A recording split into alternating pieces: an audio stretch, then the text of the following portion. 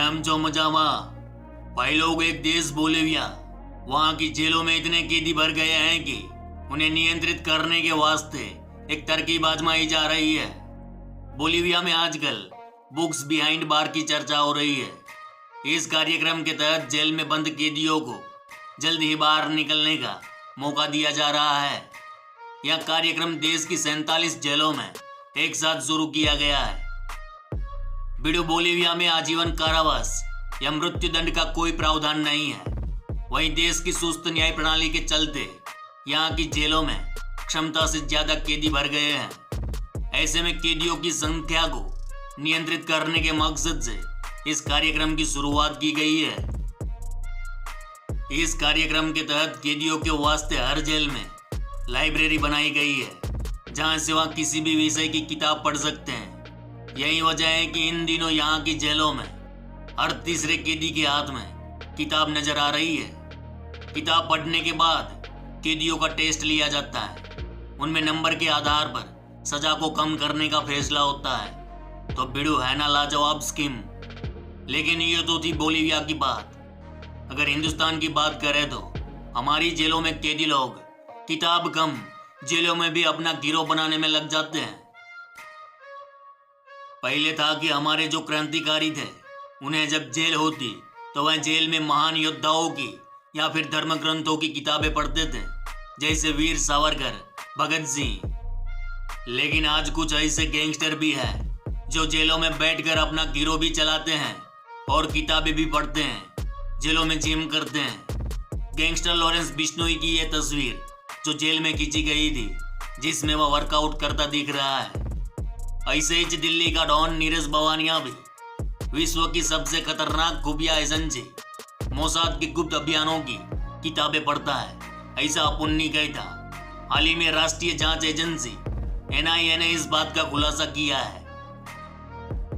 गौरतलब है कि हाल ही में NIA ने पंजाब, हरियाणा, राजस्थान और दिल्ली NCR में 50 से ज्यादा स्थानों पर छापेमारी की थी, ताकि भारत और विदेशों में स्थित आतंकियों, गैंगस्टरों और ड्रग तस्करों के बीच उभरते गठजोड़ को खत्म किया जा सके।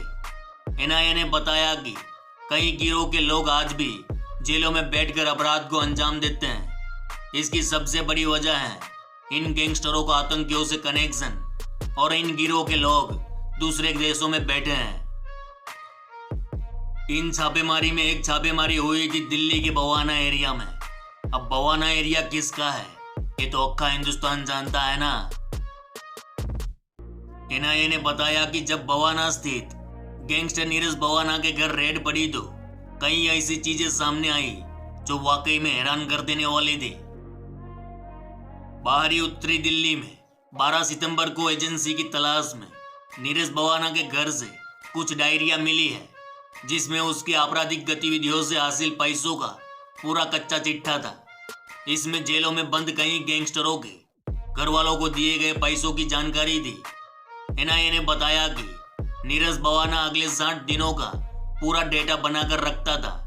एक डायरी में गैंगस्टर टिल्लू ताजपुरिया को कुछ लाख रुपये देने का जिक्र था। वहीं जेल में बंद गैंगस्टर नवीन बाली को 2 लाख रुपये दिए गए, यह बात भी लिखी थी। और ऐसी तो कई बातें मिली जिसकी NIA जांच कर रही है।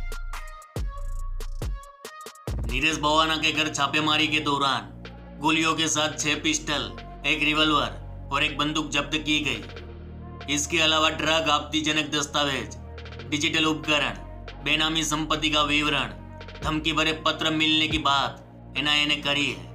वहीं मिले दस्तावेजों में 100 करोड़ के प्लॉट को हथियाने से हुई वसूली का विवरण भी था, जिसमें नीरज भवाना के कट का विवरण था। वहीं नीरज भवानिया ने रियल एस्टेट में खूब पैसा लगाया है। वहीं NIA ने बताया कि नीरज भवानिया के घर में एक कमरे में बहुत सारी आध्यात्मिक किताबें मिली, जिसे नीरज भवाना पढ़ता था। साथ में मोसाद जैसी वैश्विक खुफिया एजेंसी के गुप्त अभियानों के मैगजीन भी मिले। NIA ने बताया कि नीरज भवानिया इजराइल की खुफिया एजेंसी मोसाद के खुफिया मिशनों की किताबें पढ़ता है। तो भाई लोग, आज की वीडियो में बस इतना ही। कल फिर मिलते हैं। तब तक सभी भाई लोग को इस गुज्जू भाई का राम राम।